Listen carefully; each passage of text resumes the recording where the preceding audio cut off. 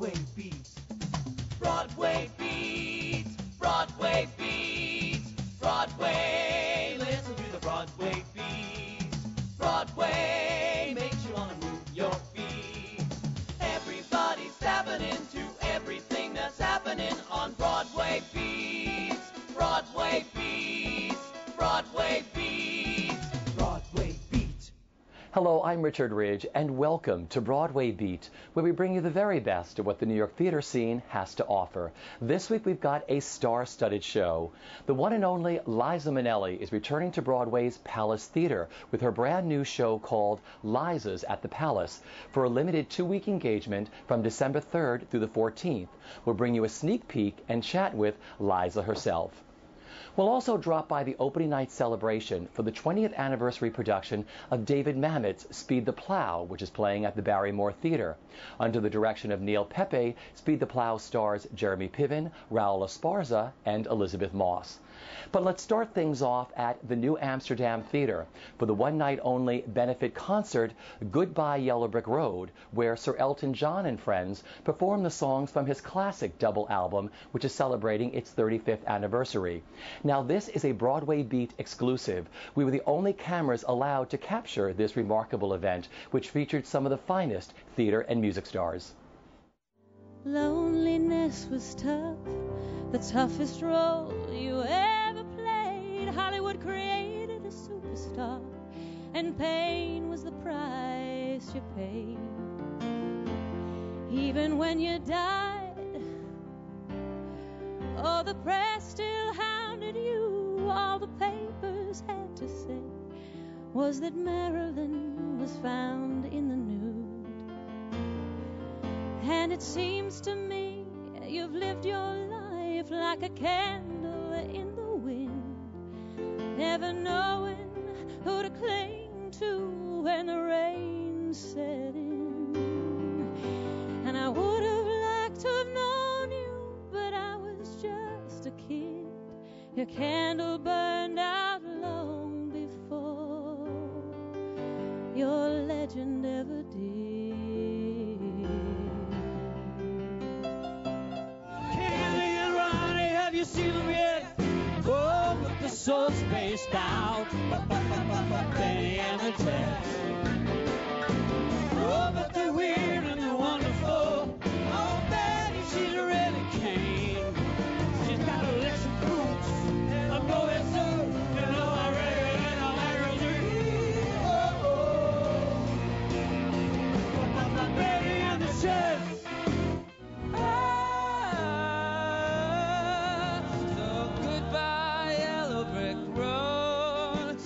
The dogs of society house. You can't plant me in your penthouse. I'm going back to my plow, back to the howling old owl in the woods, hunting the horny-back toad. Oh, I finally decided my future lies beyond the yellow brick road.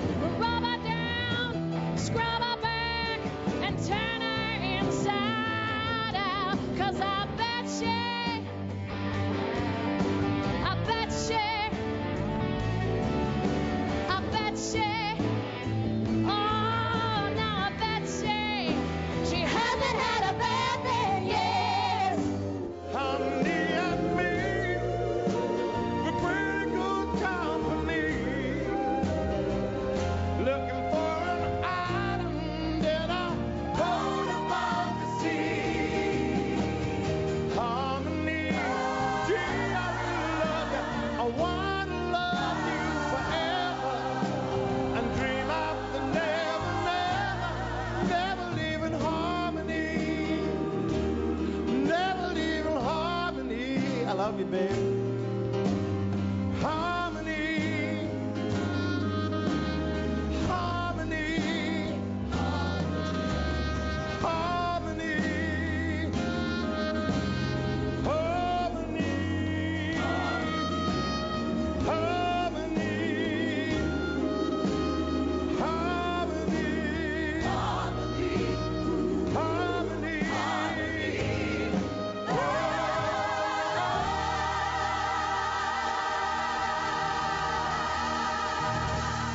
Thank you so much. Well, you know, to finally get to that point where you're like, okay, we've been living in this like protected bubble, and now we're going to unveil it and see what you think. You know, I think Seattle taught us so much. You know, we continued to work throughout the entire time in Seattle. There are changes that are made directly from what we learned there. Scenic changes, costume changes, song changes, script changes. It has definitely changed and grown, and so that those out of town tryouts are invaluable, truly, in preparation for opening on New York on Broadway. At what point during the process did you say, I have a grasp on her, I know her, when we felt comfortable in her skin? Was it during rehearsals? Was it during performances? I would say it started happening during the workshop last year. We did a 7-week workshop, which was also, again, invaluable. And I think that was a luxury that you don't often get. Sometimes you're in rehearsal and you're in rehearsal for 4 weeks, and then you're in tech, and then you open and you're like, ah! But I was able to like sit with her for 7 weeks and like push the boundaries, and I felt that way in Seattle too. I was like, well, I'm gonna just go all over the map and see what happens, and trying not to be afraid to just explore. But and then as soon as you put on a costume or that red wig or the crown, and you're like, oh my gosh, well there she is, like the final piece, and then the final piece is 2,000 people watching and telling you basically what's working and what's not. So it's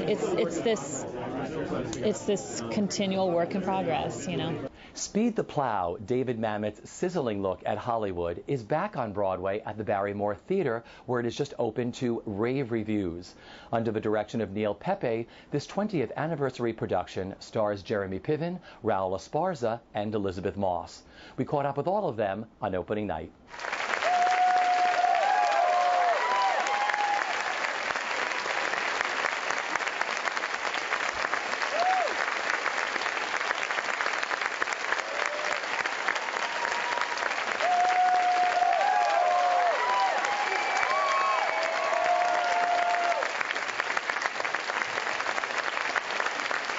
Well, I saw it 20 years ago. I guess it was 20 years ago when the opening, I was at the opening with, saw Madonna and Ron Silver and Joe Mantegna, and I just thought it was an incredible story, not only about the sort of idea of art versus commerce, but also what it was saying about Hollywood, incredibly well-drawn characters like most Mamet plays.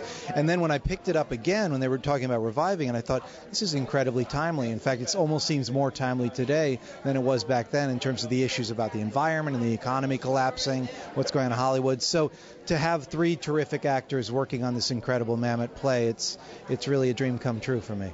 What was the rehearsal room like? Because is Mamet difficult to find the rhythms, or do they come later? How does it all work? It is difficult because his dialogue is very clipped, and he writes in a sort of conversational way. So to actually he writes in rhythms, and actually a lot of it's almost iambic pentameter. So you have to get the rhythms right, otherwise you're fighting the text, and you don't want to do that. So they spent a lot of time working on that in rehearsal, and they got it, which was fantastic. So it's difficult early on to memorize and get all the rhythms, but I think they really nailed it. What, you got a new broad go with a new job? Kathy's just out sick. Cute broad, the new broad. The new broad? She's cute, baby. She's nothing. Wait till we do this film. She's nothing? No, I'm saying, playing in this league, it's boys' choice. Skate in one direction only. It's really hard to do, actually, because you got to get all those lines right, and if you screw them up, you're dead in the water. So just learning that, getting the rhythm, playing it out. It feels like we're a couple of old comics working it out together. And I like that a lot. It's fun. So what was the rehearsal process like? Because we all talked your first day of rehearsal. You didn't even have your first read-through yet. What was that like in the rehearsal process of working with Neil? We didn't talk about the play too much. We just got up on our feet and threw it around a bit. And you try to get off book as much as possible so that you've got those lines in your mouth and throw them out and see what happens. And you don't think about it too much. David's plays are about the characters are in the language, not in backgrounds, not in stage directions, not in anything else. I put on the costumes and I tried those clothes. I tried the clothes on. I tried those lines out, and I knew who this guy was. It was fantastic. I was like, oh, I know this guy. I've met him. Well, let's talk about him. Talk about this guy. You have him embedded. You are so good. All of you are. But talk about him. Charlie Fox is, he's second in command to the head of the production office at the studio. Now, the other guy, Bobby, got there because of Charlie, and now they have an opportunity to go even further together, and Charlie finally gets to hold his own. He's ambitious, and he wants it desperately, and he's a loyal friend, and he tells the truth, and he's a shark, and he's a killer, and if he gets betrayed, which he does in this play, what's underneath all that buddy friendship fun is actually someone who is so desperate that they will destroy anybody in their path who stands in front of their possible success. He's that guy that, can't get into the clubs unless he pays the doorman. He does way too many drugs. He can't really afford his clothes. His car's probably used, but it's a Porsche. You know what I mean? He's just living right beyond his means. And you see it in the clothes and in the way he carries himself. It's like, don't screw with me because I'm drowning. I don't understand. You wanted something. You were frightened. I don't understand. That forced you to lie. I forgive you. Forgive me? Do you know how I can? Because we are just the same. Great. It's a relief to finally open, and it felt like any other show in a way. We had a good show, and we'll do it again tomorrow. What has it been like working on this? It's been an incredible experience. It really has. It's been working with these two guys, Raoul and Jeremy, has been amazing, and Neil, and it's been incredible. Talk about this play. I forgot how wonderful this play was, and I saw the original. What it was like reading it and working on it. I mean, it's a beautiful play, and it really resonates now almost more than ever. And it's about Hollywood and it's about the world though as well. And I think it really resonates with audiences. And talk about what you love about the role of Karen. I love her honesty. She sort of she's incapable of telling a lie. She's very honest and truthful, and it's actually not the easiest thing to play. So I love that. And talk about the rhythms. Mamet's rhythms, the whole rhythm of the show is written in his words. Did you get it during rehearsal or when the audience was added in during previews? When did it all come together for you? I think in rehearsal, it's a very specific rhythm, and there's nothing else like it. And you have to get it right. You have to get it in rehearsal, or the play doesn't work if you don't have it. So we had to get it then. And then it was interesting when we went in front of an audience, though, to hear laughs and applause and things like that kind of almost throw you off of the rhythm a little bit, so we had to get used to that. Will you do me a favor? Will you read this book? I should read the book. Yes. The radiation book? Let's be frank. It's almost definitely unsuitable. It probably is artsy. But as you said, maybe it isn't. You read it, you tell me, and I'll tell Ross. And then you're right. At least we looked. I'd be flattered to read it. Thank you. No, thank you. Now, I'll need a report on it. Of course. By tonight. How long will it take you to? Well, I won't be able to start reading it till after work. I'll be at home. After you're done reading it, bring it by my place and give me the report. Absolutely. Thank you. No, thank you. I feel great. It's funny you say the best tennis match in town. It's funny you talk about surviving an opening night, but this was more than survival. I felt like the production thrived and the audience was amazing, and the show gets better and better. And there's nothing like a New York audience. There's nothing, because it's such an eclectic group of people, but yet they're right there and they're smart and they're not self-conscious. It's just the best audience I've ever played in front of. Now talk about working with the three of you. You guys are so good up there. What the rehearsal process was like, and working on this play in the rehearsal studio, then putting it out. To be honest with you, I have an enormous ego, and it's hard for me to be viciously mediocre. And I've been mediocre for like 3 weeks. And the way David writes, he writes for it to be performed. I needed to perform it. I needed to get it in front of an audience. And once we did, it started to kind of have a life of its own, which is the way it was intended.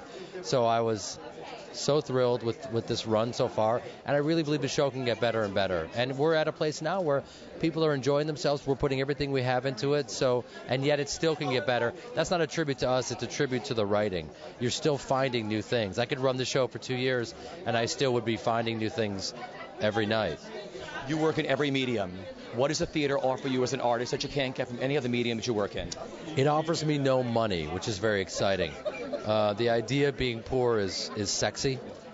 I'm a stage actor, so it allows me the momentum of doing the entire production in one run. You're all in there breathing the same air, and we give it a good goddamn shot. So this is what I do, and if people are curious at all to see what we do best, this is what we do best. How? The question. Your crass question. How much money do we stand to make? Yes. Well, I think the operative concept here is lots and lots. Oh, man. Great big jolly shitloads of it. Oh, man. But money. Yeah. Money, Charles. Yeah. Money is not the important thing. No. Money is not gold. No. What can you do with money? Nothing. Nary a goddamn thing. I'm going to be rich. Buy things with it? Where would I keep them? What would you do with them? Yeah. Take them out, dust them time to time? Oh, yeah. I piss on money. I know that you do. I'll help you. Well, let's talk about Vera, how you see her. Well, it's early days in rehearsal right now, but I haven't really changed my opinion of her. I think she's a complicated woman, probably a little ahead of her time. Very composed on one level, but clearly deeply passionate on another. And that passion is awakened by Joey, even if he's not completely aware of it. But she definitely exists in her public persona and her rather passionate private persona. Because when you look back at the John O'Hara story and this musical, this was cutting edge for its time. The women were so strong in this show. Yes, the women are strong. I mean, there's nobody's a virgin in this show, you know. And the fact that she's a married woman having these relationships and this and that, there's no judgment anybody about that. It must have been incredible to see it in 1939 or 40. I can't imagine what that was like. But you know, and Rich has stuck with that kind of tone and level. I mean, it's sexy. It's a sexy show. The legendary Liza Minnelli is returning to Broadway's Palace Theater with her brand new show called Liza's at the Palace for a limited 2-week engagement from December 3rd through the 14th. Under the direction and choreography of Ron Lewis, the first act will feature Liza performing her signature songs including New York, New York and Cabaret. The second act will be a dance-filled tribute to the groundbreaking late 1940s nightclub act of Liza's godmother, Kay Thompson. We dropped by a rehearsal to watch Minnelli in action.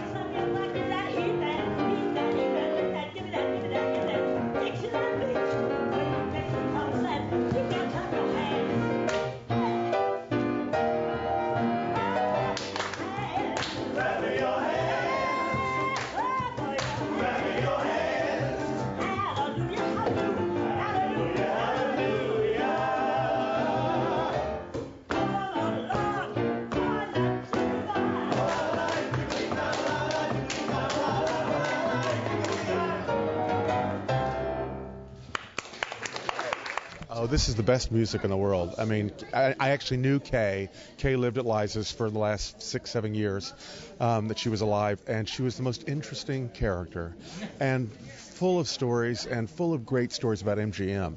And she taught me some of those, like I Love a Violin and some other things back then. And it's just been such a treat to actually take what she did and try to recreate it in a style that I think she'd be proud of.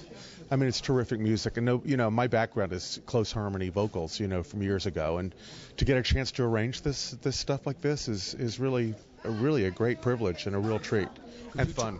You took these original arrangements. Talk about how sophisticated her arrangements were. Her arrangements are like so hard to sing, such close harmony, very sophisticated.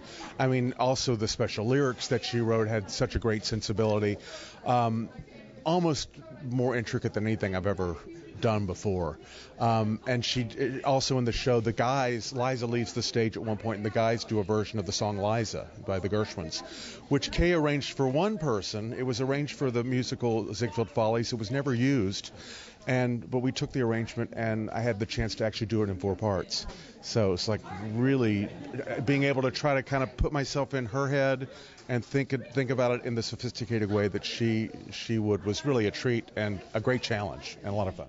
And one day, a year and a half ago, I was driving across Santa Monica Boulevard, and I saw this huge Rolls Royce coming my way with this head wrapped around the steering wheel, and I went, oh my God, that's Liza. So I was literally like this, and I did a U-turn right in the middle of the traffic, knocked on her window, and she couldn't figure out how to get the window down. She's like pushing all the things and all this kind of stuff. She says, follow me. So I followed her, and we walked up and down Rodeo Drive and caught up over the years, and she says, I'm doing this new thing with all of Kay's material, some of the stuff that we did in the Gently tour. What are you doing? Are you into it? And I said, well, I'm working on my own album and all this kind of stuff, but sure, it would just be a lot of fun. I'd love to do it. And it was just a completely random thing that had happened, and I'm having a great time. It's really like old home week, seeing Billy again and Caruso and Johnny, so it's like a little family. The boys are incredible to work with. I didn't know anybody. They all knew each other, and they've been so helpful. The harmonies are just really special and delicate, and Kay was just a master. I mean, you can feel it through your body. You can feel everybody's voice coming through. And she herself was such a finely tuned instrument, and her music and her harmonies reflect that. I mean, you don't hear it's like going back in time, and you feel like you're hearing the record for the first time, sometimes just in rehearsal alone, which is fantastic.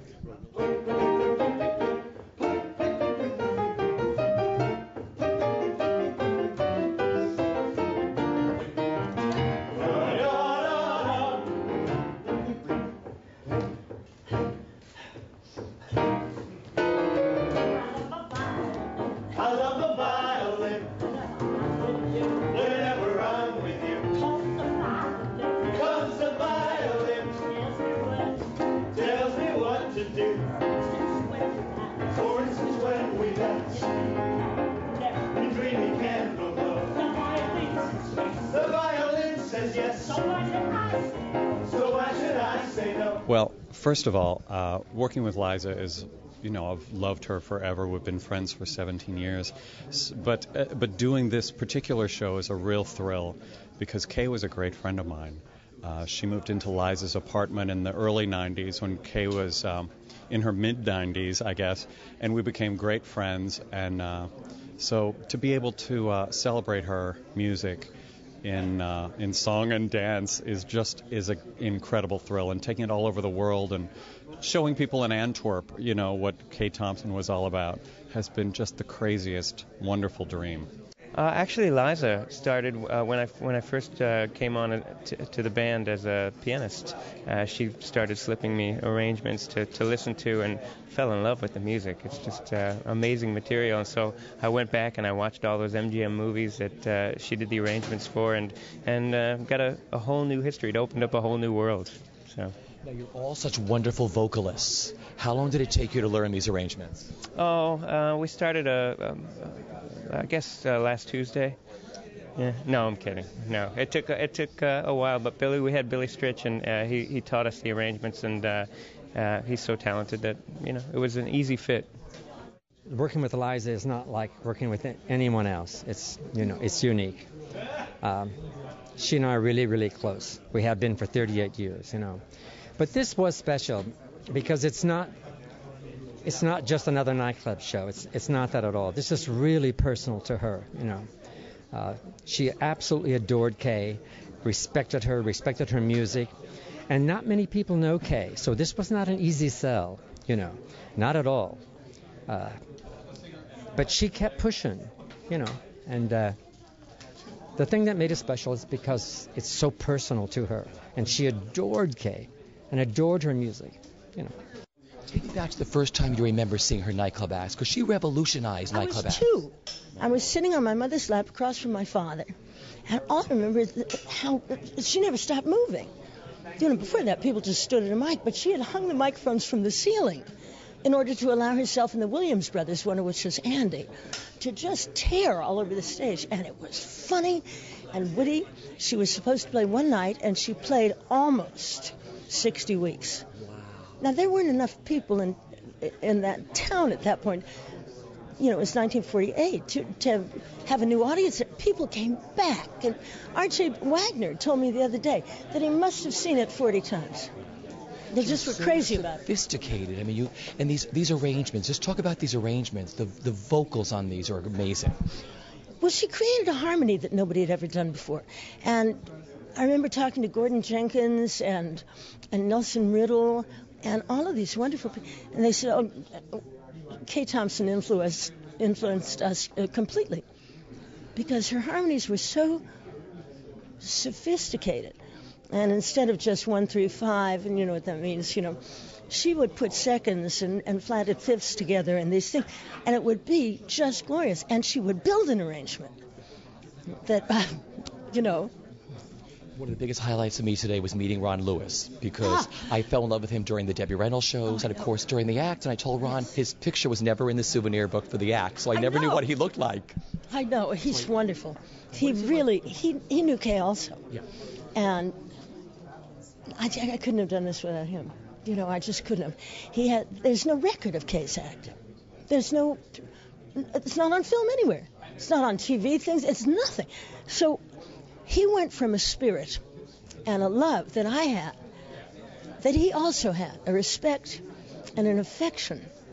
And he's just done a wonderful job. I mean, I'm so lucky he's my director and my choreographer.